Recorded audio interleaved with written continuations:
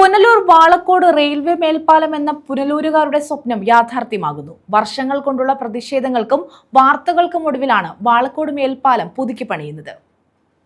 Punalur Valakkode railway മേൽപ്പാലം എന്ന പുനലൂരുകാരുടെ സ്വപ്നമാണ് യാഥാർത്ഥ്യമാകുന്നത്.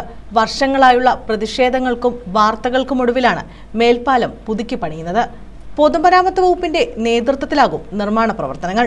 ബന്ധപ്പെട്ടവരുടെ നേതൃത്വത്തിൽ അവലോകന യോഗം കൂടിയിരുന്നു. ശേഷം മേൽപ്പാലം സന്ദർശിക്കുകയും ചെയ്തു. ഇതിനെ തുടർന്നാണ് മേൽപ്പാലം പുതുക്കിപ്പണിയാനുള്ള തീരുമാനമായത്.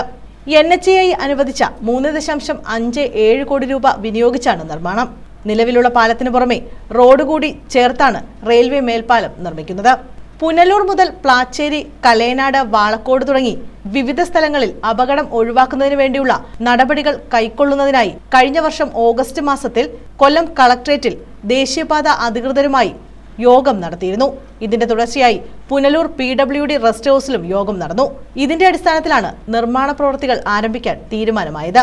PS സുബാലമ്മയുടെ ഇടപെടലിനെ തുടർന്നാണ് വാളക്കോട് മേൽപ്പാലം യാഥാർത്ഥ്യമാകുന്നത്. സമാന്തര പാലത്തിന് ഇടത് സൈഡിലായി കാൽനട യാത്രക്കാർക്ക് സഞ്ചരിക്കുന്നതിനായി പാത നിർമ്മിക്കുന്നതിനും വിശദമായ എസ്റ്റിമേറ്റ് ഡിസൈൻ ചെയ്യാൻ NHAI തീരുമാനിച്ചിട്ടുണ്ട്. News bureau, Thenmala.